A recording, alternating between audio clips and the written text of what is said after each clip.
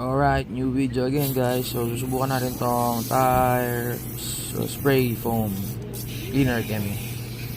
So yan, spray mo lang siya sa gulong and tingnan natin kung malilinis siya. So yan, all you have to do is shake and then spray mo lang diretso sa gulong and kahit malagyan yung mags, okay lang. After a few minutes.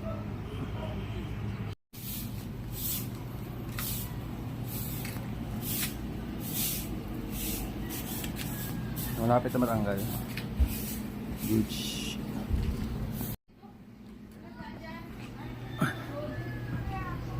Yun.